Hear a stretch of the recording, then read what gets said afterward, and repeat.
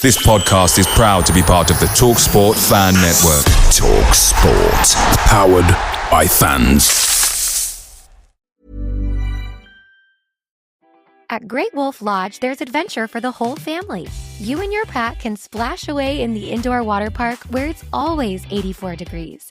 There's a wave pool, a lazy river, and a bunch of massive water slides, including ones your family can all enjoy together. They even have adventure-packed attractions, from the Northern Lights arcade to delicious dining, and you can't miss the nightly family dance parties. With 23 lodges across the country, you're always only a short drive away from adventure. So bring your pack together at a lodge near you. Learn more at greatwolf.com, greatwolf.com, and strengthen the pack. We're BetMGM Sports and Casino. We know things aren't always golden. That's why we offer you the tools to keep your place safe. Set timeouts to always ensure you take a break when you feel like you need it. Set reality checks so you know exactly how long you've been playing. And set deposit limits to help control what you spend. Stay golden with BetMGM. Play responsibly. 18 plus.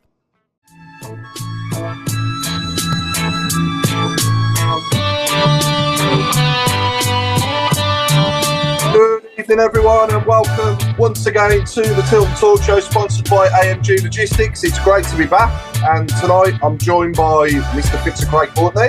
Good evening, everyone, and welcome back. The Chairman Alan Watton. Good evening, everyone. The one and only Claire Giblin. Good evening. Mr. Road Mark Adams. Who? Hello, everybody. Oi, it's me. And last but not least, Mr. Chris Browne. Good evening. No Mark Meredith tonight. He's unfortunately teaching, I think he's teaching PE, did he say? Skiving is the word you actually want. Teaching people how to skive. Yeah, he's teaching them how to skive by skiving himself. Yeah. How to get tickets. So the PE stands for physical exclusion. That's the one. Okay, so international break, 2 wins for England, and then followed by a lovely win for the Blues, 4-1 at home to Shrewsbury on Saturday. I want to start off by crediting Ethan Laird as the most improved player, Claire, since the start of the year. I know obviously I've criticised him in the past for his final deliveries and his ball, but my God, he's improved massively since the turn of the year. Wigan away was where it all changed, wasn't it, really? And it's getting a bit like death and taxis now, and an Ethan Laird goal, isn't it? Yeah, I think, well, I've always been head of the Ethan Laird Appreciation Society, haven't I, really? And finally, I've been proven right. I mean, fair play to him. I think he makes such a difference to our team. He adds pace. He adds aerial threat at the top because he plays up so high. I think the ball's in. He's got so much better. Can he always improve? Of course he can. But I thought the team that we had out on Saturday was exceptional. I thought we bossed the game. I thought, actually, it was probably the easiest win we've had all season. I think I saw a stat today that we had more touches in the opposition box than they had in our half in total, which is just ridiculous. It's a shame it could have been more. But otherwise, I thought like Mark Leonard just slotted in. He was brilliant. I thought Anderson was great as well.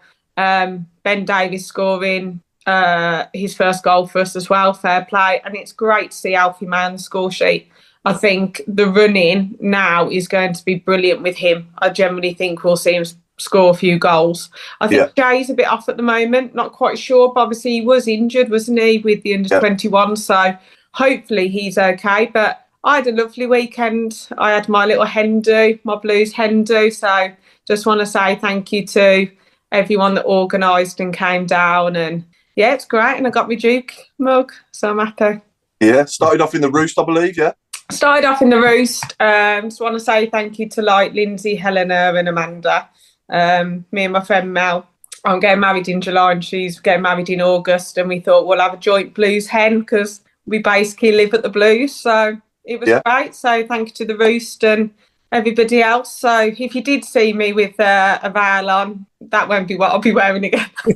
I had to wear it for the whole game, but it was great, yeah. Great stuff. And I think, Craig, I mean, the performance overall, we just dominated from start to finish. I'm not going to lie, I think when we missed those few sitters, sort of first 20 minutes, half an hour before we did score, You know, I was thinking, here we go again, weren't you? A little bit like, you know, when obviously Dal puts that one over the bar, and then Stansfield went through, didn't he? Had a good shot, well saved, low down to the keeper's right. I thought it's not going to be another one of them days, is it? But, you know, thankfully we got the breakthrough, didn't we, through Ben Davies? Lovely ball in from Dowell, and that was it then, weren't it? We were off and away. Beautiful finish as well, may I say, from a defender. I mean, he couldn't have caught it any sweeter. But no, you're right, Paul. It was that time when I was actually beginning to think to myself, do you know what? This is bringing back memories of the game at their place when they just we pummeled them, and then all of a sudden they got us. Yeah, and I did have horrible thoughts that was going to happen again. But then once we got that goal, I mean, there was control anyhow. But once we got that control, it was just absolutely ridiculous. Yeah. How we didn't put 5, 6, or even more past them is, you know, first of all, fair play to their keeper because he made some great saves. Yeah. Yet again, as well, I have to say, you know, we were far from clinical. The clinical finishing came on with Alfie May. You know, he actually showed what to do when it came to having the ball in front of the goal, and his first one was great, but the second one, wow, that touch to bring it round the keeper and the control to keep it the way he did was exceptional. And that's a guy that at the start of the season we saw every game, and he has been off the boil. But I agree with Claire now. I think that's this could be the door opening for him to go on a bit of a run, because I believe Stano's carrying an injury. He just isn't himself at all. And actually, you know, come tomorrow night, for example, I'd probably rest him and just let him have let May start and have a go, and we'll see. But it was nice to get it over the line. We'll say what a bunch of muppets some of their fans were after the game. The idiocy outside the stadium. Do you know what? Shrewsbury, you're going down, face facts, but don't come to a football game and want to cause trouble. And especially when you start attacking pensioners. That is uncalled for. It's absolutely ridiculous. And I hope, because the old Bill went on top of them, and I hope they absolutely drop everything on them now. Because that's all. Say that was a lovely write-up by that policeman. Oh, God, yeah. There's some buttes that I've seen. And the fact is, you know, there were people involved in that shouldn't have been. There were people with families that were going, what the hell's going on here? And, you know, I won't say took them by surprise, because there was an awful lot of the old Bill present, but it was just ridiculous. I mean, for God's sake, it's a game of football. Do you know what? We've been through it. Did we go and smash places up and decide we were going to have fights outside the stadium when we got relegated? No, we had a bloody party. So just, you know, leave it. I think we did. There was probably a few glasses that was passed. Every club's got knobheads. Yeah, and that's the thing, the minority, and that's what I would say to people. You know, I've had messages personally from a few people that are saying that, you know, they're scared to go back to games with their families, and that parts of their families don't want to go back. And the thing that I would say is we all have a minority of fans that just want to cause trouble, and we are not exempt from that. So that what happened the weekend was just a bunch of muppets. Don't let it put you off. And you know, get down to the games and help celebrate what's ultimately is coming to the conclusion of a fantastic season. Yeah, Craig, just going back to Alfie May. I think that was a really nice snapshot of Alfie and Stansfield at the end. At the end, yeah. The way you come across to him on the pitch for the walk around was absolutely brilliant, and that to me shows how much the team are together as well, because I think that they are fighting for each other. You know, the header from Claire's man. You know, what can I say? He put that away, but then it was almost as though he'd scored his first goal, let alone, you know, what is it, 4th for the season now? And they were all there celebrating with him, picking him up, and everything else. And again, it's all down to just the way things are. And I feel for the players, because, like, every game now at home, there's a different player that's having to come and do the 3 cheers in front of the stand. And yet, I was wrong with my stat. We've got 2 players, I believe, that haven't scored, that were starting and played on Saturday in the overall squad. So I think Clara has got a score, and Clara scored. Clara scored against Warsaw. Yeah. Oh, so if he's there we go. I think it's only going to be. And he was close as well, wasn't he, Cochrane? That one shot was millimetres. Mark Leonard scored. Yeah, he scored in the early rounds of the cup, didn't he? Oh, yeah. Did he? But did he score against Fulham under 21s? Was Can't remember. I know he scored, but I can't remember it's against. To be I'll honest, research it. Let me have a look. Yeah. And I will say, before anybody says it, I mean outfield players, because obviously the goalkeeper hasn't scored and very doubtful that he will. So before anybody adds it in, I mean outfield players. Sanderson scored. Did Sanderson come off the bench a few times? Did he score? Did he score? I'm being awkward now. Oh, yeah. Being awkward. It's a right pain in the arse. You are. Ask me there anymore. He didn't start up. Mark Leonard has not scored. No. Hasn't he? Oh, that's lying. I don't remember him scoring. But while we're on the subject of Mark Leonard, anyway, Alan, I think for me he was man of the match on Saturday, wasn't he? He was outstanding, and that little dink in for Laird's header was brilliant, wasn't it? And I think really, him or Paik, really, it doesn't really matter, does it? We've got so much strength in depth. Yeah, I would not. If anybody had made a case for anybody to be man of the match, I wouldn't have argued with them. But yes, I was impressed with Leonard. I'd probably give my man of the match to Alfie May, because he did something special where everybody else did the run of the mill things right, if you like. That they all had good, solid games. It's very difficult to think of. Probably Dale's miss was poor.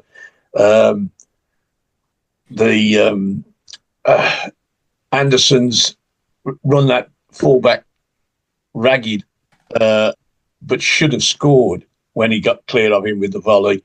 What else was there? There were very few negatives. But one of the chap and I sit together. I don't really know, but he talks to me. And we came to the conclusion, the two of us, that why should we pay all this money to stand and watch goalkeepers from the opposition stand and look at the ball for 10 minutes before they kick it? It's got to be stopped. Somebody has got to say, no, we're not having this anymore. If you stand there and look at the ball for 10, 15 seconds, you're going to get booked. And if you do it twice, you're gone. Because they're cheating the opposition, and they're cheating people who pay good money to watch football, not to watch these fairies stand and look at the sky and think they're being clever. They did it even when they were a goal down. They're still doing it. 2 goals down, they're still doing it. Did I not see somewhere? Why? Did I not see somewhere that there's a new rule coming in place that if it goes over? Yes, there is. Corner. And the problem will be the same. When the 6-second rule came in, the rule quite clearly said when the goalkeeper's in possession of the ball, he has 6 seconds to clear it. Now, the problem is, what do they mean by possession? But goalkeeper catches the ball, right? Everybody runs away and he falls over. So he's lying on the floor. Now, is he in possession? Now, he can lie there, and nobody can touch him. Is he in possession? Because he's got the ball. The possession of a goalkeeper means the ball's in your hand. That's what I agree with you. But referees don't. They don't deem him in possession until he's on his feet and can get rid of the ball. Now, if somebody stands in front of him, right, that's another thing. He's in possession, but there's a bloke standing in front of him, so technically he can't get rid of the ball. So he goes on and on and on and on. Now, unfortunately, as an ex-referee, you get these things come from above. Oh, this will be this, and it sounds ever so easy. If there were goalkeepers in possession, he's got 6 seconds to get rid of it. But nobody defines what possession is. And if you think that the laws of the game are translated in about 160 languages, it's very easy to people to just say, well, he's not in possession yet. He's lying on the floor. He can't get rid of it because he's lying on the floor and there's people surrounding him. No. The 6 seconds starts as soon as he catches it, or should do, and that should be part of the regulation. So hopefully when this 8-second rule comes in, that will be defined. I'm not going to lie, we used to do it, especially when you're fighting down the bottom. Yeah. Like if you were playing against, if you go back to the Carling Cup final against Arsenal, I'm sure Ben Foster didn't grab the ball and go, "Oh, I better be really, really quick with this." It doesn't matter. Of course it didn't. When you've got it on the line, I mean, like next season, I think we will end up doing that as well. Yeah. We won't have 10 men behind the ball, but I think we'll time waste a lot more because you want to win the game. Yeah, I'm not blaming any. If we all played football at some stage, and you get away with what you can get away with. Yeah. Until you'll keep doing something until somebody says you can't. Yeah. It's as simple as that. No. Yeah. Anyway, Stamstead scored. He had a good shot against Yeah, I'm doing very well with this, Craig. Next week we need a hot fist. Can I just say, starting lineup, and 2 people have agreed with me on the message board, so I must be right. Stamstead in the starting lineup, so the players that started on the pitch, Cochrane, and as you've mentioned, Leonard, are the only 2 that haven't scored. Stamstead started a game, though, in the league. Yeah, it's a right back. He didn't start Saturday, though. Oh, right. I see what you... Oh, you mean from Saturday's start? Oh, from Saturday's starting lineup, there's only 2 players in that starting positions that haven't scored, and that's Leonard, as we've just got through, and Cochrane. Oh, okay. Fair enough. Of which Simon Ford has said, Mark Leonard's going to score the winner at Wembley. You heard it here first. But just before that, he put, Cochrane's going to score the winner at Wembley. You heard it here first. So we'll make up our minds which one it'll be. Put both of them down to score. 2-1 and both them to score. How can they both score the winner, you div? No. Both of them to score. No, both of them to score. See, it's the twisting of goalposts I don't like with you, Craig. Right, which one will score the winner then? Yeah. Sorry, love. Which one will score the winner? You know what? It'd be quite nice if Cochrane did. Yeah, I agree. He's going to get a left foot smash only on the edge of the box. Some point, he's going to get an absolute. A bit like Buchanan did. That's something else. He did have a good shot on that, but he hit it with his right foot, and he hit it very well with his right foot, which surprised me. Yeah, no, absolutely. Yeah. Talking of twisting the goalpost, Mark, I just thought I'd let you know and live in front of everybody, you're on coach 5 of the 4 that are running from Solihull to Wembley, all right? Oh, I've got my own coach. Brilliant. Yeah. Things are looking up, aren't they? Absolutely. When you're on with your friends. Yeah. Rod, give us your thoughts on Saturday's game anyway, mate. And then when do you predict we'll get promoted as well officially? Well, I mean, Saturday was perfect. That first half was perfect. I mean, that was just absolutely, it was just so comfortable. Like we've all said, we should really have scored 7 or 8 the way it was going. But nobody had a bad game. And it's weird because we're getting the big crowds, but there's a bit of sort of, the atmosphere's died off a bit because it's just so expectant. And I don't know what everyone else thought, but round by us, people were going early. It was like empty. And that seems a bit bizarre, really.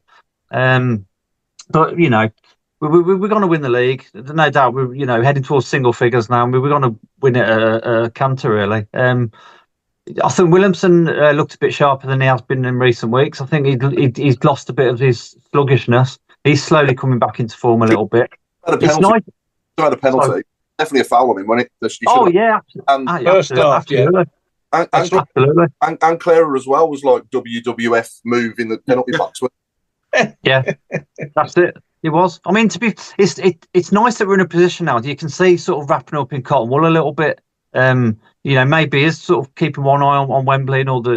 They took Clara off because he was. Well, it's done now, isn't it? With the yellow cards, he was 1 yellow card away from missing 2 games. That's why he got taken off. Oh, is that right? I think. Yeah. I'm gonna stick my neck out and say I think we'll be promoted by Wembley. Yeah, really? I think we will. By Peterborough, we can be. I think we will be. I think we'll head into Wembley weekend. We will be up. We can actually be promoted without kicking a ball that particular weekend because the way the games are and the way they fall against, when it comes to it, and you have a look at the league table, if they balance the results out the way we expect them to go, then by the time we kick off at Wembley, we could well be in the Championship. I mean, that's just wicked. What a way to celebrate a proper double celebration at that game. It'd be amazing. Yeah. Yeah. I'm hoping it's at a game though. I think that would be a bit more. Do you know what I mean? Yeah. Then I think it'll be Peterborough. I At least we've got the playoffs. We're in the playoffs, aren't we? Yeah, we're going to playoffs now. Yeah, that's a positive. Let's take that. It's an interesting point, that is, Claire, because the last time we were promoted to the Premiership, we got promoted without playing. We'd won on the Saturday, and it meant if Derby didn't win that's right. the following day at Crystal Palace, which they didn't, we went up. And I'll tell you what, I enjoyed that. Sat there watching that game, and and I finished 0-0 or something. And it was very, very, very comfortable. Well, a good feeling. We didn't have to do anything here. Just watch these silly idiots run around. And it was cricket about. It's terrific. It was not. I mean, we've done it every which way but loose now. We got promoted by the playoffs. We got promoted by finishing second. We've been promoted by finishing first. It's we've never finished. We've done the lot. Never won the championship though, have we? No, not won the championship. No, we won the third division before. That'd be nice next season. If anyone from the club's watching, make that an aim next season to win the championship. Well, we will be an aim, but I mean, I'm happy with above 10. Yeah. Above 17th will do. Don't get me wrong. I'll be happy with second and automatic if that was to happen. I'm probably getting ahead of myself now, but I'm just saying it would be nice to see us lift that championship trophy because we've only ever finished second or gone up through the playoffs, haven't we, before? So it would be nice to be top of the shop, wouldn't it? Yeah. That particular promotion, we got promoted on the Sunday by not playing, and obviously Brucey and the boys went on a bender for a week, and then we lost at Preston on the Saturday or Sunday the following week, and Sunderland went and beat Luton 5-0. So we should have won the championship that year, but we decided to declare. When was that? What season was that, Al? Was that like when we had Bentner and Bentner? Yeah. 06-07, yeah. Because we beat Sheffield Wednesday, didn't we, when Larson scored that brilliant goal? That's right. 06-07 that was, yeah. Yeah. With 10 men. Yeah, that's right, yeah. And then the next one after that was McLeish, wasn't it, at Reading away? Yeah. Yes, yeah. But the best one, I mean, we've done it automatically twice, finishing second, but the best one for me was Darren Carter's penalty. If you can choose a way to do it, then it's going to be through the playoffs, but I'll do it automatically all day long. But for pure excitement and adrenaline and emotion, that playoff win in Cardiff was better than them all, wasn't it? Yeah. That was absolutely draining, wasn't it? Yeah. However, I would take lifting that trophy at the end of it over that if we had the opportunity. Oh, yeah, 100%. It was a brilliant day. How we got there and everything else. Everything was just lined up, wasn't it? Yeah. The planets and the stars all came together for that particular one. But it's, let's look forward to next season. Let's see what the club are going to do. Because I don't think we're going to hold back. I think, we're going to see, as we said the other week, some wholesale changes in the squad. And they're going to go for it. You can tell that the owners, they don't want to sit back on the laurels. They want up now and then they want up again. Yeah, I watched the interview with Chris Davies as well, and Adam Petty and Mike Taylor and Jonathan Grounds as well with Jeff Brazier, and that was brilliant, weren't it? He spoke so well. Has everyone seen that? Yeah. Yeah. Spoke really well, didn't he? And he said it with so much certainty that this, whether he's with or without him, this club will be in the Premier League under these owners, and I hope it is with him, obviously. And he seems like the right sort of guy, doesn't he? He's got everything about him to be that man to do it, and he obviously made that choice to come to us because he wants to be that man to do it, and this was the kind of project that exactly what he was looking for, wasn't it? To be honest, Paul, he reminds me of Eddie Howe. The same sort of template, isn't it? Yeah, let's get not too far ahead of ourselves, but I see what you're saying. Yeah. I think it's surprising about what clubs he's been at. The fact that he also had the Swansea job he could have got, but he did kind of choose us. So I think it'd have to be a worldie of a job to leave, I think. Because I think he's right. He's invested in it now, isn't he? Yeah. And the only way is up. So if you look at everyone else in the country, we are the story, aren't we? We are the club that's moving forward. I mean, like the Man Cities and Liverpools are now at a state like they've got to reinvest, haven't they, and things like that. While Blues, you kind of can see it and you can feel it. And with the new stadium and everything, I'm sure that he would want to kind of be around. That's why everyone's had such long contracts, because they want to be part of it. Yeah, exactly. Sorry, it's Will Brazier, not Jeff. Thanks for correcting me there. Yeah. But yeah, no, I mean, I want to talk about last Thursday now as well, and a great tribute to a great man, and obviously Blues legend in every way possible. And it started off with Jasper Carrott, absolutely brilliant, hilarious. It was a night of comedy and music, and me personally, I thoroughly enjoyed it, and so did my dad and everyone around us. It was a really good experience, and it was great to be there. I had a good chat with Darren Carter and Mike Wiseman on the night as well. Mr. Fun as well, our former friend Chris Pugh, Mr. Fun as well, a good chat with him. And overall, it was a great night. And if anyone again is listening from the club, I'd like to demand that we get Ian Irving on after dinner, obviously, at the awards ceremony, because he was absolutely hilarious. He was brilliant.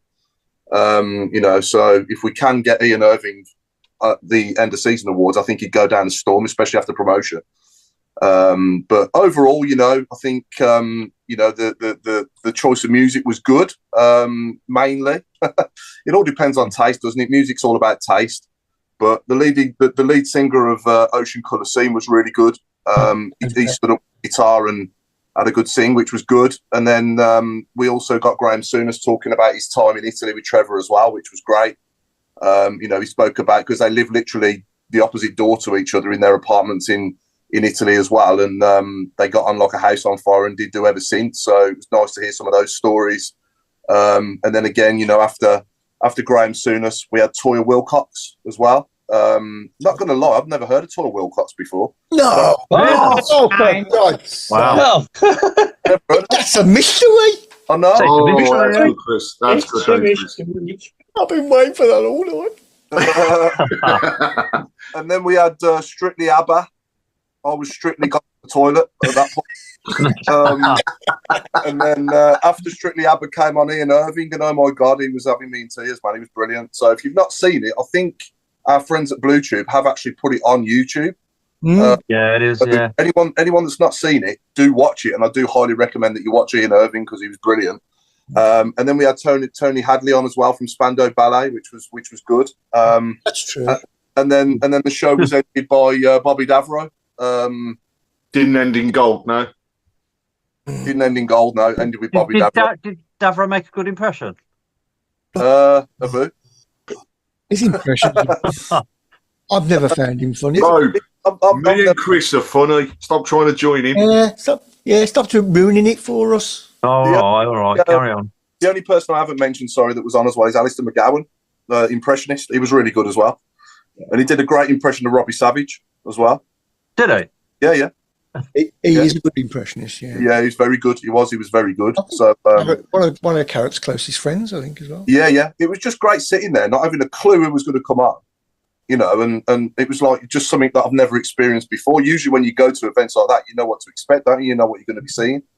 And it was a mixture of, I think everybody in the room probably would have had something about it that they loved and something about it that they didn't like so much. But overall, I think it was a really good night. It was really good.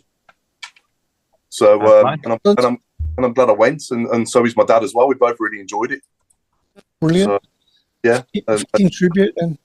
Yeah, absolutely. Yeah, definitely a fitting tribute. And they had all, obviously, Trevor's footage as well on the big screen before it started and everything of his career, and, a bit as the player, a bit as the manager, So, yeah, it was good. So moving on then. Do we think then when Pake's available again, he comes straight back in for Leonard, or is it going to be harder for him to get his place back now, or what? Because I think on that form, it's going to be harsh just to leave him out, surely, because I thought he was fantastic on Saturday. I think so. I think Pake will come straight back in. I think now we know our strongest 11. Not saying that Leonard's not part of that strongest 11, but I think when you got Pake and Watton together, they just come together, don't they? Yeah. And it was strange not seeing the one without the other. The thing that I noticed on Saturday was Paik moves more to the left to create that space. And I think Leonard tried, but he would do it a little bit later. And I think obviously that's lack of game time and things like that. But Leonard's got us, he's playing some games, which is great because he's only young. Is he only like 23 or something like that? Yeah. So he's one for the future, I think, as well. And I think he does need some game time, and he's got and he might take his chance. You just don't know what Chris Davies thinks. But like Laird was out, wasn't he? And he came straight back in. So I think we know our strongest 11. I think Paik's in there, but I can't wait to see Leonard play for a little bit, to be honst. No, he was as well. Do you think Laird's come back from injury and scored in his returning game in both of them? You're getting more that's out the bag now, Craig. I'm just taking over from you, Paul. I've learned. I tell you, who impressed me, Hansen. I know he come on. The fullback was probably at his wind blowing out his rear end by the time he got on, but what impressed me most was he went on the outside and used his left foot, and the third goal, Alfie May's tap in. He picked him out. And if I've got, did you think at any point that he was going to miss it? No. Well, that's how good a cross it was. Move your big toe 1 inch and you'll score at. That it was that good a cross. Where if I've got a bit of criticism of Anderson, he doesn't deliver, the perfect cross. He was great. He ran that fullback, but we didn't. He didn't affect the game as he should have done with all that possession and with all that pace he showed. Whereas Hansen come on and skinned the fullback and put crosses in, which caused danger. And that one, he just looked up, picked him out, and there was Alfie on the line. Yeah. Sorry, Paul. Do we think it's too early? It's too early to say that they're playing for Wembley places? No. Of course they are. Got 2 weeks left. Yeah. That's what I mean, as a human being. Well, I know I'm not. You've got Bristol Rovers, Barnsley, Peterborough. Then we play them again. You got like 3 games. Do you reckon it's part of the nature they're thinking about Wembley now? Because I know they say they're not, and they're focusing on the next game and all the rest of it. But surely, they'll be thinking about Wembley. Massive incentive, isn't it? If you go in that team and have a blinder like Leonard did, then that's what I mean. You want to make it as hard as possible for the managers to leave you out of that, especially at that, at Wembley. Because correct me if I'm wrong, but I don't know if we've got a single player that's played at Wembley before. Alfie May has. Has he? The Charlton in the playoffs, the COVID season. And I think Allsop has as well. Yeah, he didn't also play for Hull there. He played for Cheltenham. Wasn't Alfie May at Cheltenham in the COVID season? No, he's at Charlton. Was it? Yeah, he was at Charlton. So I read an interview the other day with him, and he said he has tasted Wembley, but it was empty. So, yeah, it'd be nice to see him come get on the pitch at Wembley, I think. Yeah. So it's going to be empty again in one end. Yeah. Yeah. We got 11 games in 36 days. Yeah. Mental. Yeah. And I can't wait. But at the end of it, we'll be promoted. Yeah. That'd be nice. Actually, going back to that question, Paul, what about you? When do you think it will be done and dusted? I think it's hard to say, isn't it? Because it depends on the other scores. But I mean, do we think it'll be Wrexham that goes up with us? Yeah. Not that we, but I'm just saying. Yeah. Wrexham have got a very as easy a run-in as we have. Yeah. So and if we stay 9 points clear of them, then obviously it'll be 2.5 games from the end when we're champions. Yeah. We'll be up probably. Yeah, but by the final, because Wickham are 2 games behind us, 2 games in front of us, aren't they? And we're still 9 points in front of them. So if they drop any more points, and they're more likely to do because they've got a much harder running, that they're playing the top half almost. The promotion should be settled quite soon, but I think Wrexham will push us.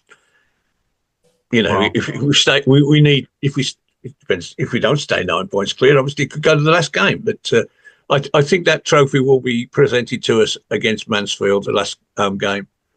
Oh yeah. But I think we'll seal the title though, possibly at home to Crawley on Good Friday. Yeah, Good Friday. Yeah. It'll be a very good Friday. Yeah. So I think we'll seal promotion. I think we'll seal promotion away at Peterborough away, and I think we'll be confirmed as champions at home to Crawley on Good Friday, and it'll be a damn good Friday. Yeah. Yeah. So it's quite creepy, Crawley. Oh dear. Anyway, moving on, Claire. Please, can we mute it? I know, I've got to go in a sec. Yeah. I hope You're talking about my local team here. I think we'll seal it at Peterborough. Desperate.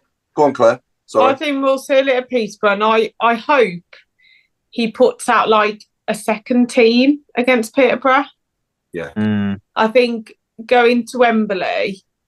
Now, to me, everyone's like, oh, the ones down the road, they're in the FA Cup going to Wembley. But we're in the Cup we're in. So to me, it's a chance to win something at Wembley. It doesn't matter what it is, we're in the Cups to win it. We got far in the FA Cup. We did all right in the Carabao. And I think by the end of this season, we're going to have, we would have played 60 games or something. So, I mean, I'll take it at Peterborough. And then we'll be happy, won't we? Absolutely, yeah. Any good questions coming in, Chris, on either YouTube or? Yeah, I'm just looking at box. Good evening to everyone on YouTube, by the way. Yeah, there's quite a few on YouTube. Yeah, definitely Howard and Alfie need more game time, says David Nash. The upcoming accounts will make interesting reading. Ooh, okay. Bellick took a knock in training by all accounts, says PW in blue. Yeah, he was up by me. He was up in the Alliance, just behind me. I was going to say, where was he on Saturday? I wondered where he was. Yeah. So he took a knock. Just going back to the time wasting, Kevin Venables says, regarding time wasting, do you think most of it is to stop our momentum and rhythm? Yeah. 100%. Absolutely, yeah. Yeah. They've got no other way of stopping us, have they, otherwise, really? I don't know. Well, I'm going to go on that point. See you later. Okay, Claire. All the best, Claire. All the best. See you later. Anyone who's going to Bristol tomorrow, safe journey, and I'll see you down there. Claire, give us your predictions for tomorrow and Saturday. I think we'll win 3-1 tomorrow. And Saturday, I'll take a 2-1. Okay, thanks for that. Thank you. See you later. See you later. Bye. Bye. Somebody mentioned earlier that Dowell has played at Wembley for the England under-21s. Oh, was he? Oh, yeah. Okay, fair enough. That's another one then. Yeah. That must be the game when they opened it. It was the test match when they put that on to test whether it all worked. He's too young, isn't he? Because that was like 18 years ago.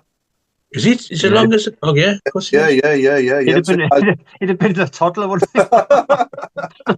Yeah, of course. Yeah, time flies, doesn't it? Yeah, absolutely. Yeah, it doesn't feel like it's been open that long, does it? To be honest, but it has. Yeah, 2007 Wembley opened. Really? Rylan has asked on Facebook. He said, regarding Ben Davies, when we've got big Phil Newman coming in the summer, do you think we'll sign Davies? Being at the age of 30 and one of the oldest players there, do you think he might get another 12-month loan or sign permanent? I mean, I'd love to see him permanent, personally. I think you need to have that fight, don't you, in your team? And that's the opportunity, I think, to actually do that. Yeah, he's played at the top end of the Championship, hasn't he? You can see why. Yeah.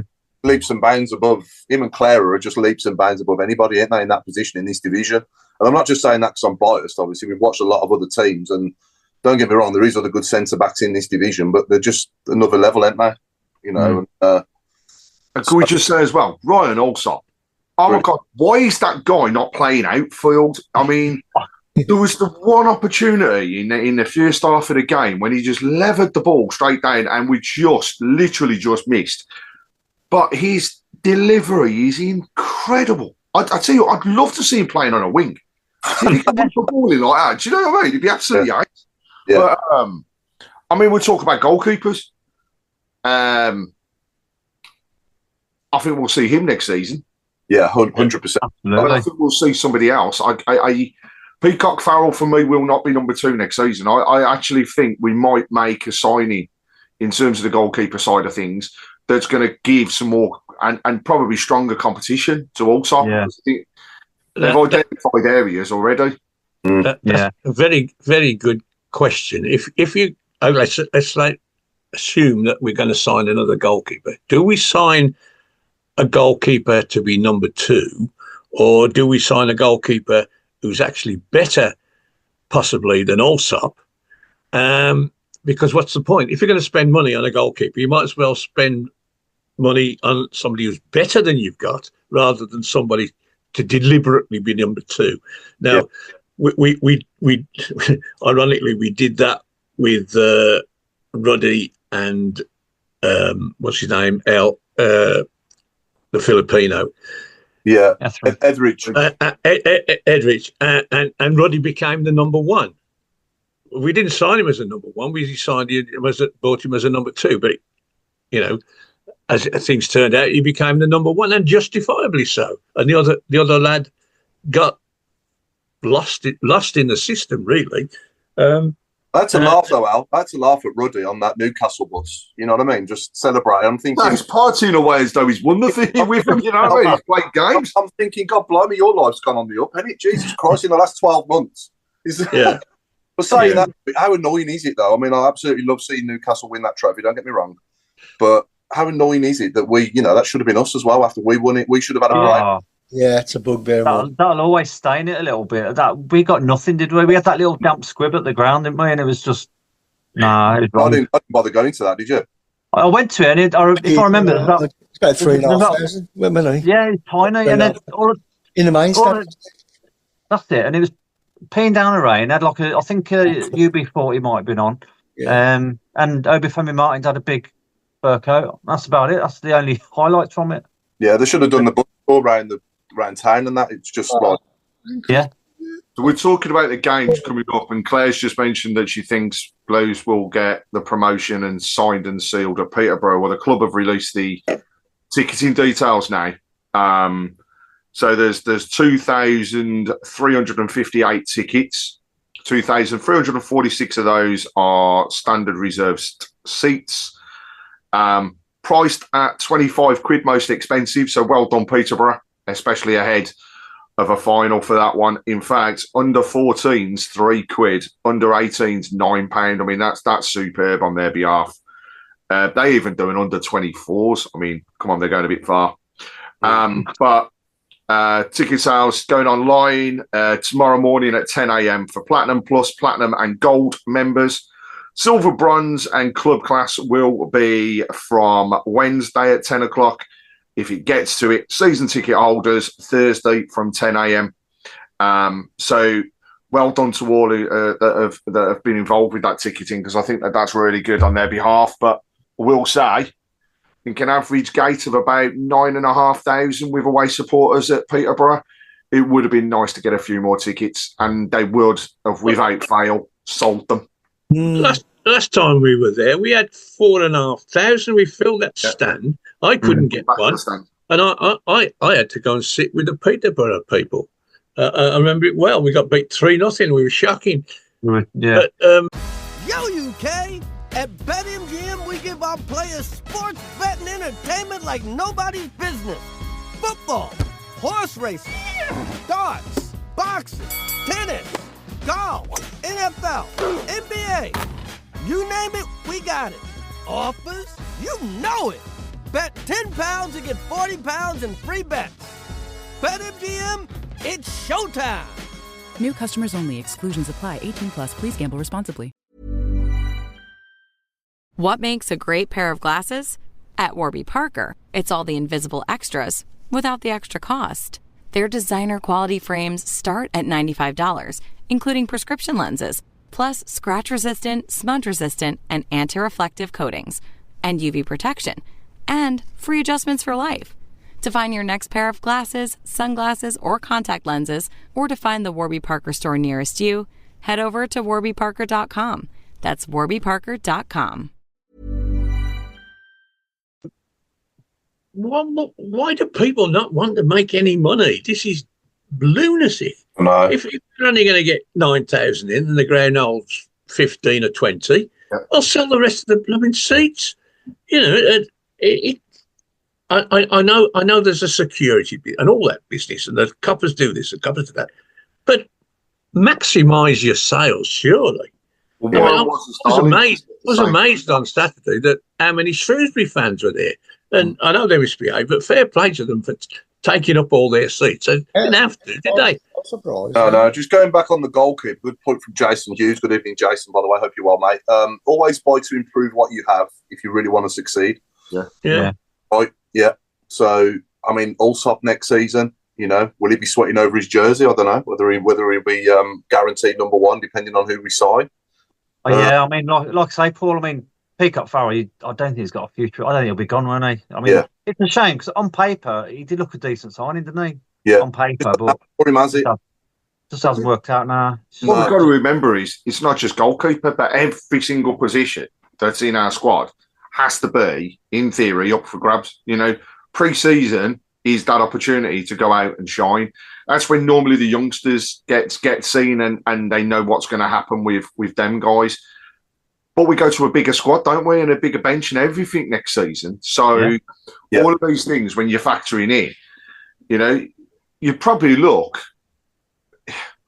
dare I say that we might look at 9, 10 players again in the post-season. Well, some will be gone as well, Craig. Flip side of the coin. We'll move on. I think Allsop will be number one next season. I don't think that they'll, you know, go and buy someone better than him, to be honest. I don't think we need to.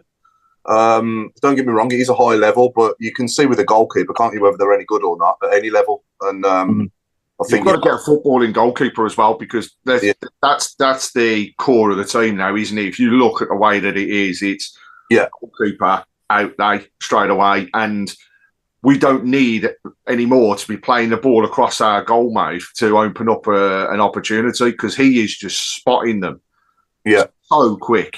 Warren Watson-Starling's just said, wow, Peterborough gave us 5,000 when we played them in the Championship. What's wrong now? Yeah. Maybe there's a limit. Maybe it's the EFL. They limit the amount of away tickets you can get in League One. Got to be any reason it can be. It's not being shown anywhere, is it? Have we noticed as well, since Iwata's crazy own goal away at Northampton, that we've started to do that a little bit less? We're not pinging it around the edge of our box. Clearing the lines a hell of a lot quicker. Yeah.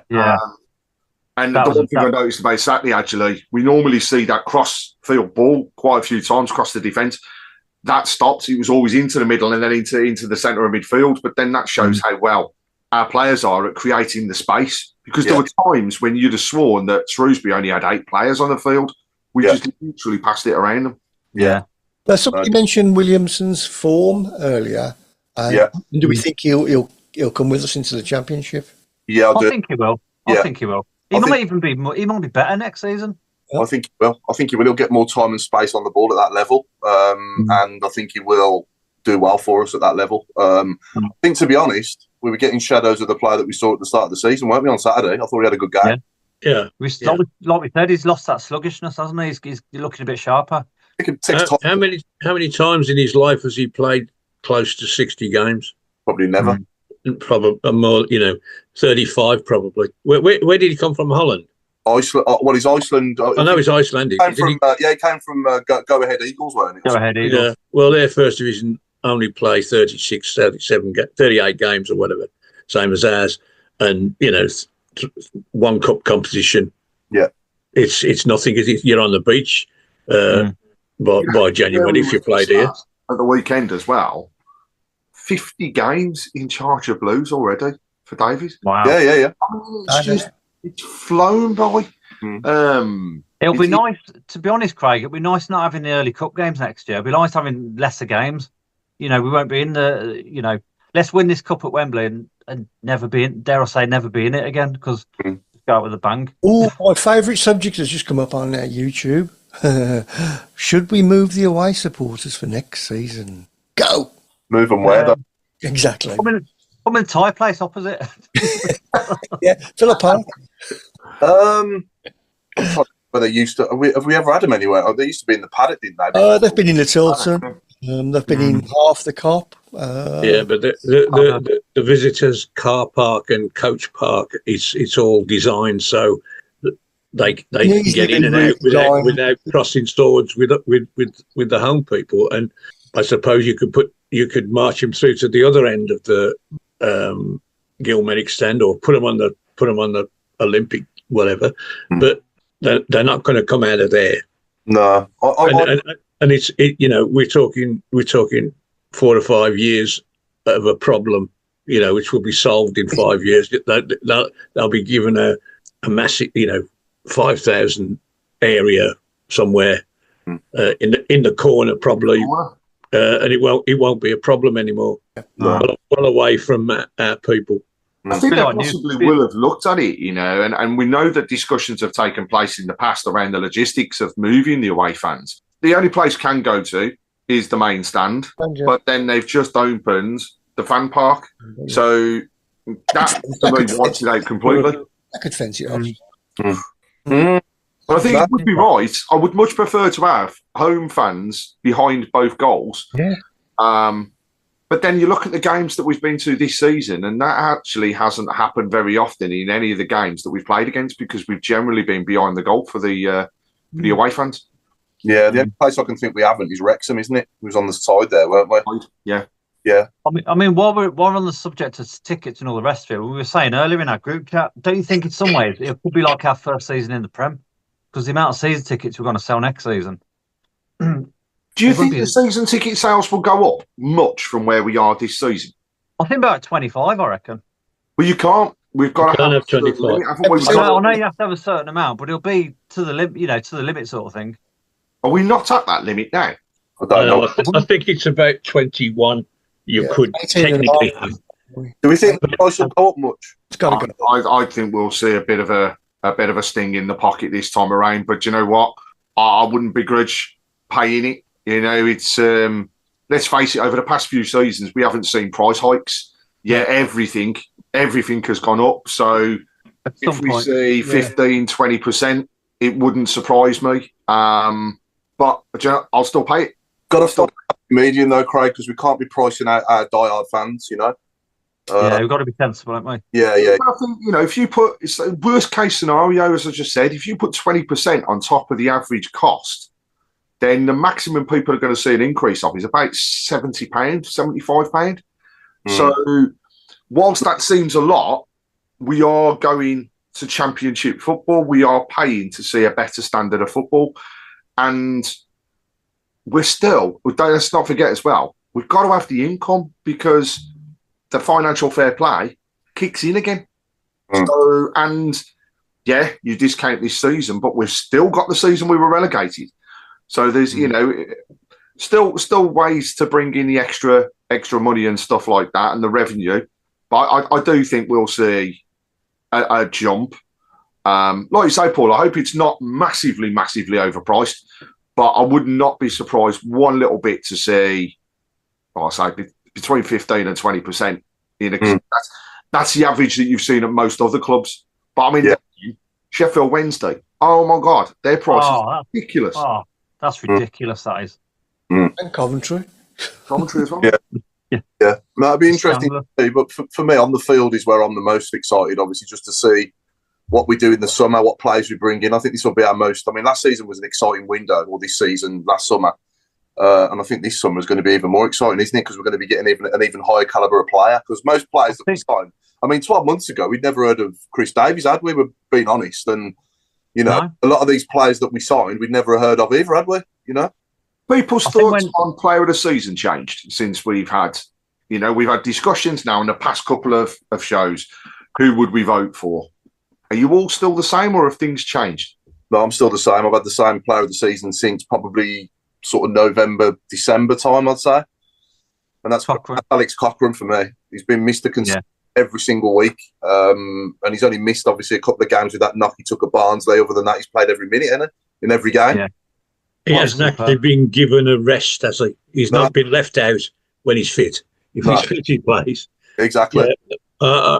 I think there are some candidates, but that's what swings it for me. The fact that how many games he's played and how consistent he's been is remarkable. And when you think that he replaced a bloke that is very well thought of, you know, we must get Buchanan back.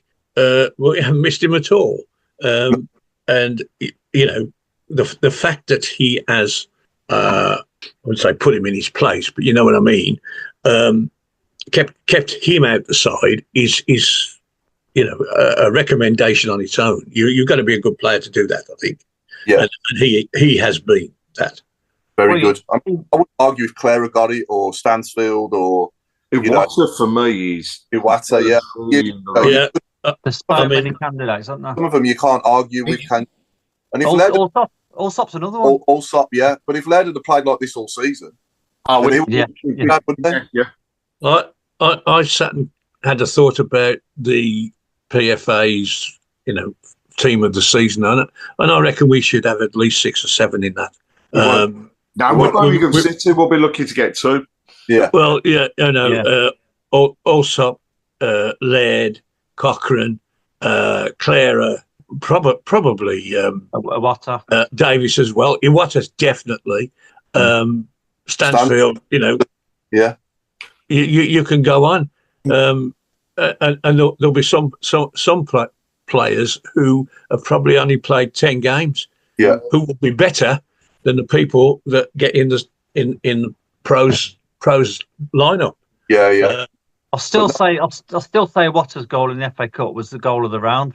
You know, I think that's the best goal in football this season. I haven't seen. I'm not saying this because I'm biased, right? But I've not seen a better goal this season in any game.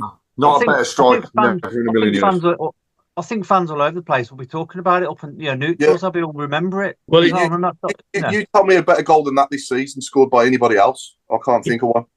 It takes me a lot to get me out my seat when I'm at the match. Well, that goal got me off my settee, and I was jumping up and down on it. I mean, it just was breathtaking. I screamed at the top of what? Yeah. You know, it was just out of this world. Yeah, yeah. I've had a couple of questions come through to me. Sorry, Paul, about the first of all, people's thoughts on the fact that club coaches for the game at Wembley now appear to be actually leaving from the NEC rather than going from the club. So people are just asking, what are our thoughts on that? And I've got to say, firstly, I haven't seen anything official come out from the club, but there has been a lot of messages that have hit me across the day as such.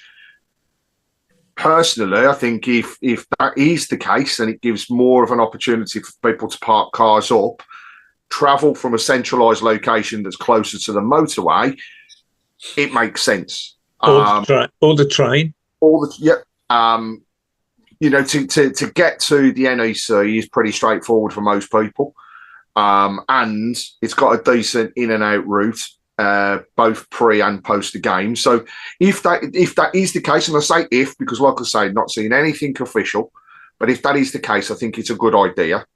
The one thing I would say is a lot of people, though, do like to go to the stadium and leave from the stadium as they have done in the past. Yeah. So the first time, that I travelled with the club coaches, it's always nice just to go from St Andrews because you're leaving the club and you're going back to the club. But we wait and see what actually is going to occur on that one. But anybody else heard that? And what's your thoughts in regards to it? I didn't catch that at the beginning, Craig. Sorry, what was it? What is it that's going from the NEC? A coach or a train? Yes, so basically the proposal is the club coaches, the club paid for coaches going to Wembley, leave from the NEC. Right, for Wembley, sorry. Right. Yeah. Yeah, why not? It's a good.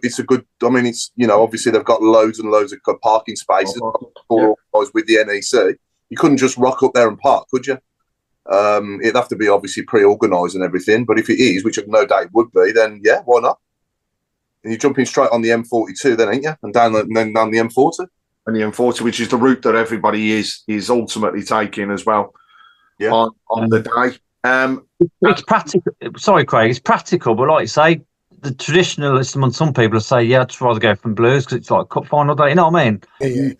Yeah. The other thing, obviously, we've had the two ladies that have been called up for international duty over the past few days, but Birmingham lost their top spot to the London City Lionesses after they beat Newcastle yesterday. So, the Lionesses are now 2 points clear. However, we're on equal games. We're still playing each other on that last day of the season. It could be a very, very, very interesting last game of the season if it comes down to it.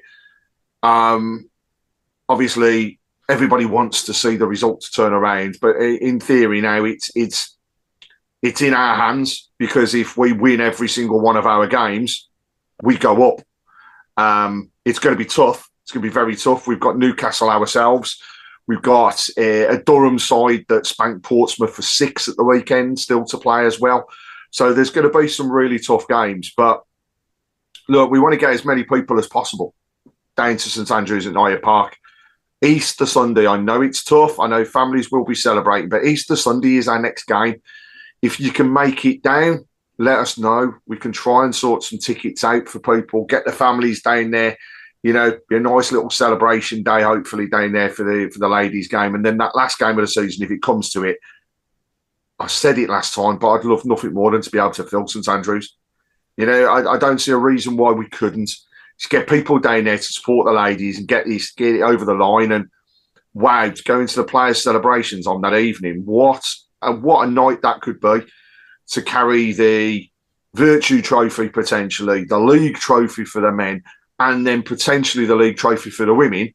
But let's also not forget, congratulations to Birmingham City ladies under-21 side who won their cup at the weekend. After falling a goal behind, to come back and win the game is a phenomenal achievement for everybody that's involved. So well done to every single one of them, because that's our first piece of silverware, and hopefully not the last. And let's, what a season for the club. One over the line already, potentially 3 to come. Let's see it happen. But again, if you're interested in the ladies' game and you want to go, get in touch. We'll try and sort some tickets out. Didn't I see somewhere as well that goalkeeper, isn't it, Alfie? Forgive me, I can't remember his surname, but Alfie's he's the youngest player to represent Blues under 18 since Jude Bellingham. Yeah, I believe it's 14 years of age. Yeah. For the under 18s. 14 years of age. Alfie Smith, his name is, goalkeeper. 14 years of age, incredible. Oh, that's James. Amazing. Yeah. Because presumably he's a big lad for his age. Yeah. Yeah. Well, I don't know. I've not seen him. There's a lot of people raving on about him, though. As soon as he got called into there, they were like, he's deserved it. He's got that opportunity, and that's what we need, though, isn't it? You need the youngsters still to continue to come through. So, we're still awaiting the decision on our academy status.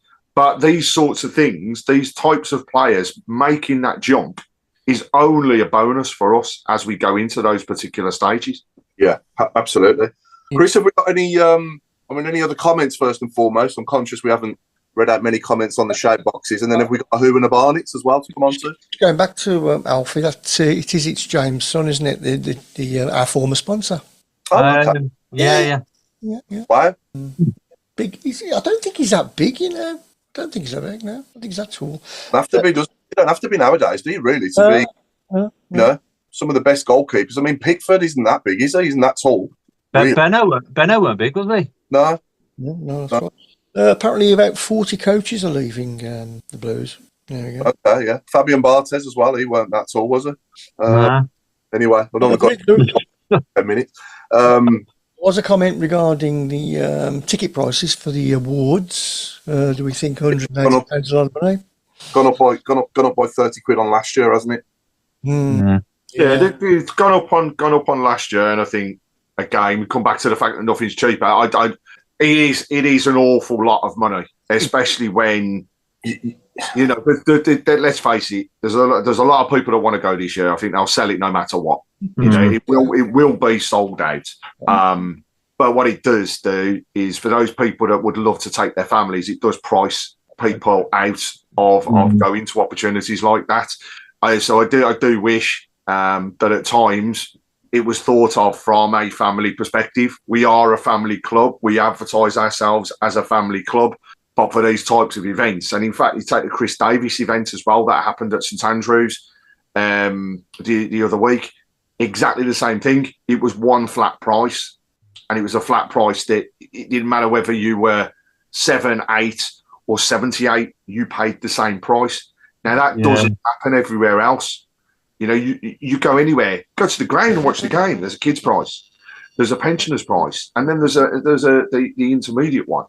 And I think if they had have done it that it was 180 as it is with that for those people that are in the intermediate range, but had something for those people that are younger or in the pensionable stage, then that would have fallen a lot better for me. However, go back to it.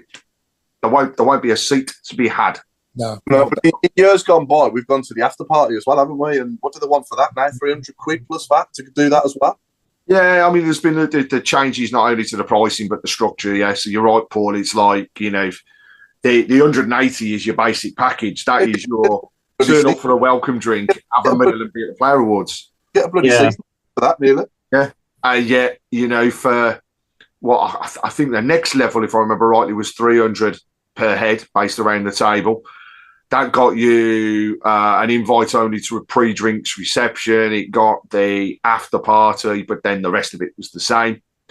That wasn't the most expensive, though. You know, when you look at the packages that were there, the most expensive was something like £4,500 for a table. Crazy.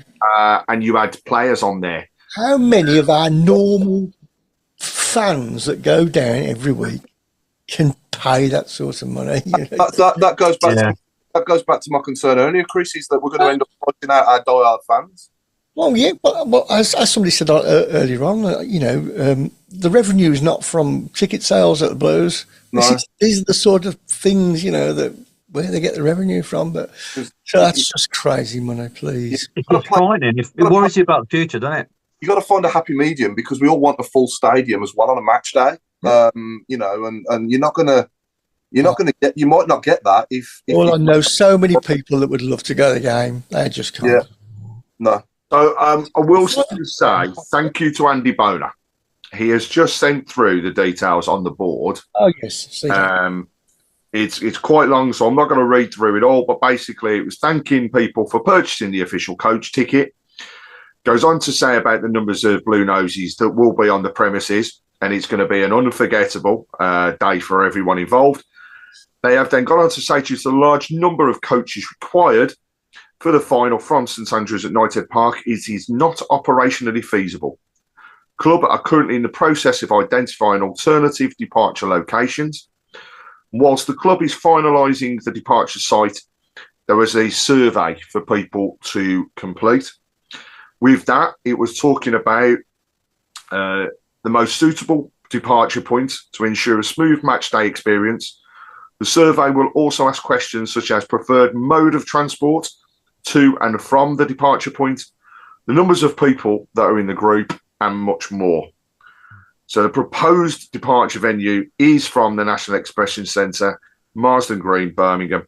However, that was all part of the survey that was being sent out. So thank you to Andy for putting that through. Definitely. So you know what? Sorry, Paul. I was going to say it's a pity we couldn't commission a train like in '91. Yeah. Football special.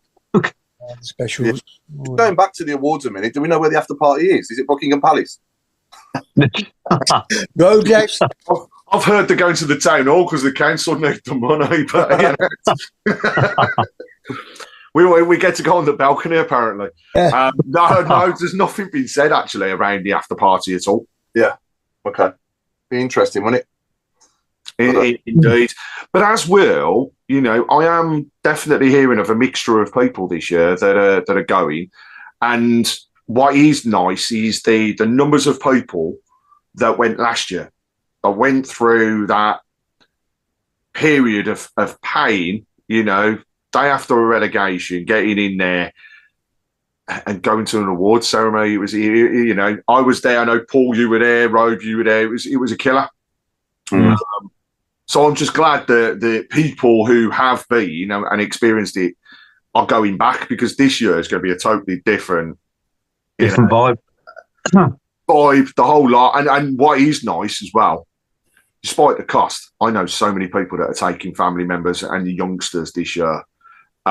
So as long as, in a game, hope the club are listening, as long as there is that availability, as there have been for many award ceremonies and the past 2 years that I've been to, that availability to mingle with the players, for those players to do their signing of stuff and have the photographs with people, as long as that's available, it's going to make some kids just, I mean, what a year for some of those fans to have been through. Craig, you'll make mine as well. I've told you, you're on coach 5 and 4, Mark. If you get there, we'll be sorted when we go to Wembley. But as for the player awards, you're not invited. Pete Taylor says, I received an email earlier from an African prince. Let's just say I can go now. His bank account details and sort code. Yeah, that was just to enter the competition. I heard. I thought they were giving away loads of tickets, mate. On the other thing that's come through on the message board on a couple of occasions now, he's talking about Chris Davies. We've mentioned what he's been like for us, but people are asking, do you think he'll be in the running at all for manager of the season? What, in League One? In League One? In League One, yeah. Oh yeah, he's got to win it, surely. You think that? But look at the amount of times that he's taken the Manager of the Month award. Yeah, I mean, based around the same things, and what will they say? They might look at clubs that have spent less, obviously, and done well, or whatever. But at the end of the day, surely the manager of the team that's top of the league should win Manager of the Season, especially if it's by 20 points. Yeah, exactly. Yeah, it's got to be. So, I mean, anybody could have come in and, we've seen clubs in football spend millions and millions and millions and fail, haven't we? Yeah. So it's not like anybody could have gone in and done what he's done, I don't think. I think other managers that we've had in the past, like we said on here before, would have got us out of this division, but it's how you do it as well, isn't it? He's done it in style in a way. Yeah. So, definitely. And it's the camaraderie that's there. It's there. Every single game, you see it afterwards. I mean, we've already mentioned the way that Stansfield went across to Alfie May, but everybody is together. I mean, it's. I don't think we've actually seen a squad that's been this together. Well, not in my time anyhow. That has shown this amount of camaraderie and togetherness. I think the 2002 team were, to be fair. Yeah, we have had some good ones over the years. 91 as well. As close across the board, though. I think under Barry Fry, they were together, weren't they? Yeah. That was his biggest strength, Barry, weren't it? He's getting his players on board with what he was doing. We've had ex-players on here, haven't we, that said he wasn't the best tactician, but he was a brilliant man manager. And I think Trevor was obviously more of a tactician, wasn't he? And maybe less of a man manager. Yeah. But again, players loved him, didn't they? Players that played for Trevor absolutely loved him as well. So, I don't know, it's hard to say, isn't it, really? But when you look over the years, I don't think there's many players that have looked unhappy playing for us, is there? And also as well to see our owner at the game on Saturday, and that wasn't a work thing. I found out prior to the game, he is actually on holiday and he wanted to get a game. So he come over here, he's on holiday, he's come over here just to see a game. I mean, that's just brilliant. And he really got himself about and interspersing with the fans again at the Baines's bar. I think he was in the fan park beforehand, around the stadium. He come down past the the club shop, and through the entrance in the Globe and Ball as well. Nice just to see him out and about. He is just a normal. That even sounds funny when you say it, Craig. I'm on holiday in Smallheath. Yeah. I could have gone to Bermuda and took a bit of sunshine, but I decided to come and see a sunshine at a football game in Smallheath. You know what I mean? What are the odds on him turn up at the award? Yo, UK! At BetMGM, we give our players sports betting entertainment like nobody's business. Football, horse racing, darts, boxing, tennis, golf, NFL, NBA. You name it, we got it. Offers? You know it. Bet £10 and get £40 in free bets. BetMGM, it's showtime. New customers only. Exclusions apply. 18 plus. Please gamble responsibly. You're just looking to get your autograph book completed, aren't you? No, you're sus, mate. To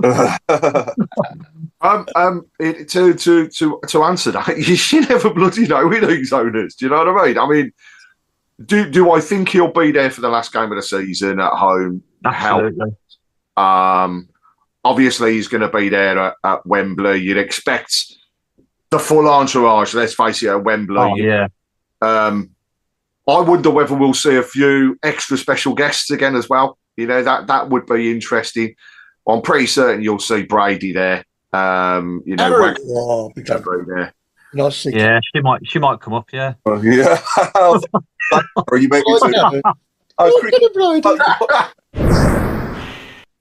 You know, and actually, we talk about legends. We've got 10 minutes, and we haven't mentioned our special guest for next week. Absolutely, yeah. So this time next week, we're talking to Blues legend Steve Claridge, one of only 3 players to score more than 20 goals in a season, any over the last 30 years for us. Wow. Obviously, Stano this season, Che Adams a few years back in the 2018-19 season, and Steve Claridge in 94-95, wasn't it? Yeah, what a player. Had a couple come close, haven't we? With Forsell, got 17, I think, didn't he? Mm. And I think Kevin Phillips did as well, didn't he? Got close to King. Yeah, he came close, didn't he? Yeah. And Jerome, Jerome scored about 10, didn't he? Yeah. That was in the Prem, though. Mm. Of course, Steve joining us as well. We'll be talking about his time at the club, but more as well.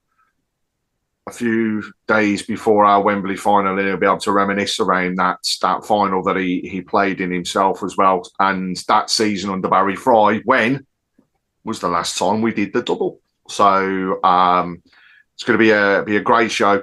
If people have got questions, try and get them in ahead of time so that we can get as many as possible asked on the day, because we know it's going to be busy on the shout box. So if you've got anything, please send them over and we'll read out as many as we possibly can. Is he doing his 1 to 11 as well? He has been asked to do his 1 to 11, but he did turn around and go. He can't remember yesterday, so probably won't be able to get many, but I'm sure we'll recognise a few names as we go through it. It must be hard for him not to pick himself. He'd have to put like Steve McGavin in or someone, wouldn't they? Yeah. Yeah. Or to say that. Yeah. I've got a prediction that we might hear the words Paul Tate, Ricky Otto. You know, they're going to be there, aren't they? Liam Dayish, if they don't Super Kev, Francis. Mark Ward, Louis Donowa.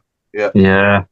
Has anybody seen his interview with Under the what they call? Oh yeah, Under the Cosh. Yeah. Very good. Brilliant. Without being too disparaging, he surprised me at how intelligent and well spoken he was, and also the way he described the parts of his life. You know, even his gambling. You know, he wasn't proud of it, and he talked about it very systematically. And you know, he said, "I lost 76 grand while I was kicking and warming up.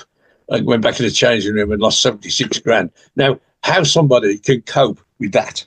I mean, I couldn't cope with losing 76, let alone 76,000. No. And then going out and playing a first division football match is unbelievable. But you can imagine the way he spoke on that. You can imagine him doing it. It was just he compartmentalised his life. This is football. This is gambling. This is whatever. To be honest, Al, I've got his book, and I read it a few years ago. And the book's brilliant.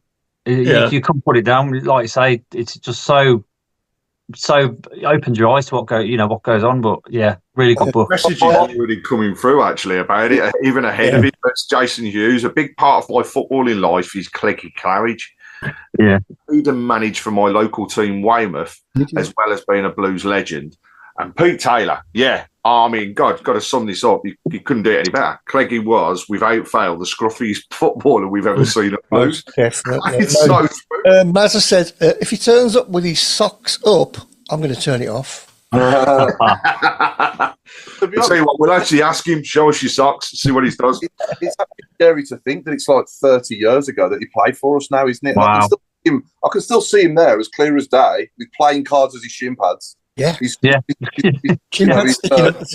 socks around his ankles and running his absolute whatsits off for us, because that's what he did. And he scored some brilliant goals. He was a great player. Really good. Well, still remember his goal at Huddersfield, because it was a scruffy goal, but it was his windmill celebration afterwards. And it was just like, where the hell's this come from? And he's running and swinging his arms around like nobody's business. And that was early in the game, weren't it? So there's a lot of memories that people will have of Cleggy, and I'm sure next week's going to be fantastic. Judging by Under the Cosh, which I've seen from start to finish, which was a brilliant interview, I think we might need to allow a bit of leeway with language, Chris. I've got my beeper ready. Yeah, well, I think if you said to him, don't use it, he genuinely wouldn't. I think he's that sort of person. It's just, their program, they allow anything, don't they? I quite like it. They have some good people on. Yeah. We got a Whooo, Chris. Oh, we have. We got time of week. 4 minutes. Okay, here we go. Quickly, here we go. Well, when I first joined Birmingham, and it was never serious. That's all I'm going to give you. I think we've had. You probably know this, Mark. We've probably had this before. It was never. I think I know that is a different clip. When I first joined Birmingham, it was never serious. Play it again.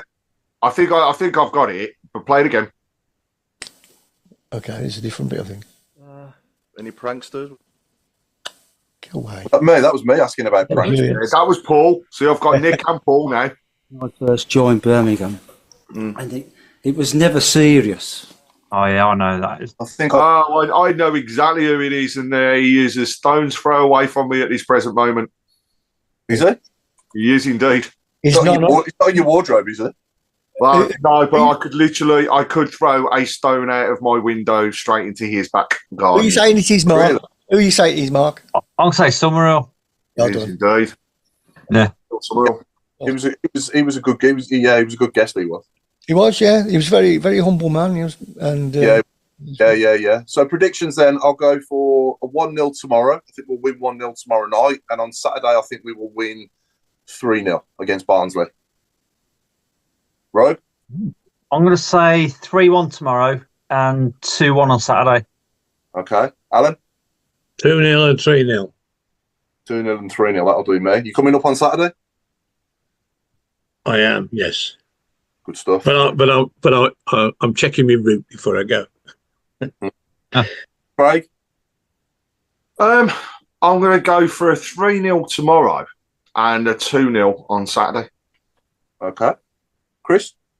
I think we'll continue the scoring run. I think I'll go for a 4-0 and a 3-0. How about that?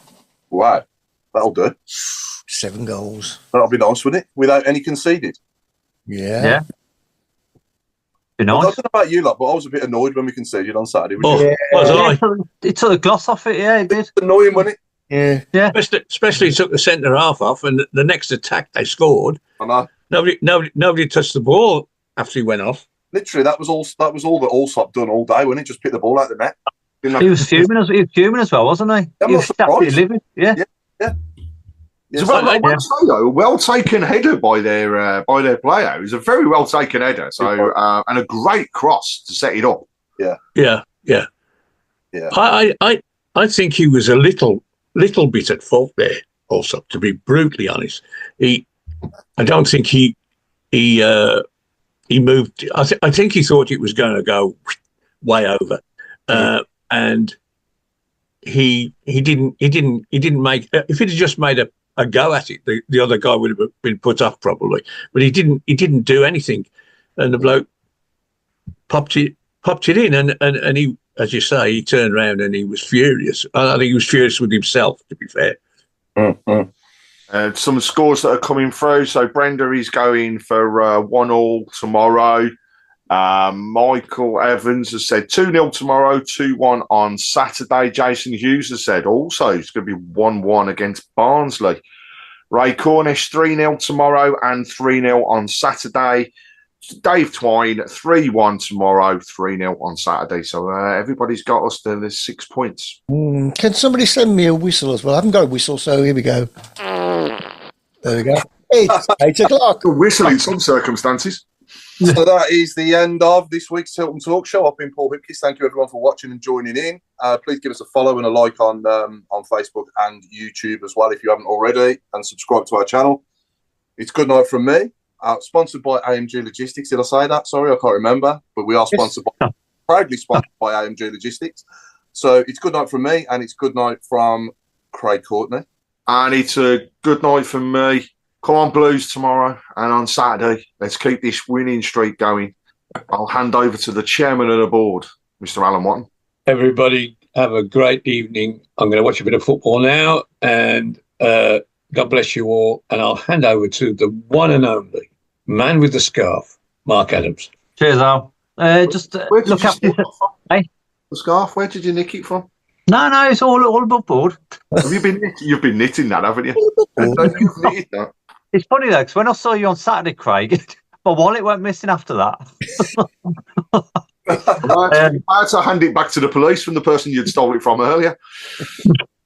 No, just come on, Blues, make it 2 wins out of 2 this week. Everybody look after themselves. Let's look forward to getting promotion sooner rather than later. And also, it's my birthday on Wednesday, so can Chris, print up my bank details, please? So, it's feeling generous. Happy birthday, Wednesday, Rob. Thank you, Paul. Right, Paul, age of 52. Congratulations. And you got to hand up. Don't forget, you got to do one more thing. Yeah, one more, Mark. Oh, sorry, I've got to give it over to Chris soon as it says goodbye, and go from there. Over to you, Chris. Goodbye, everybody. Good night, Stephen. Don't forget to listen to the podcast, which is a much better audio version, and you don't have to look at us. Good night. No, it's not looking at Mark. I was referring to Road then. No. I've got a fun fact for you. There's one Blues player who get 3 medals this season. Brandon Keeler. Yeah. League, Cup, and if Bradford gets the playoffs. All right, okay. Sorry, I was just on my lunch break and thought of that. We're waiting for the fun part. Yeah. It's just a bit of fact. I'm cultured.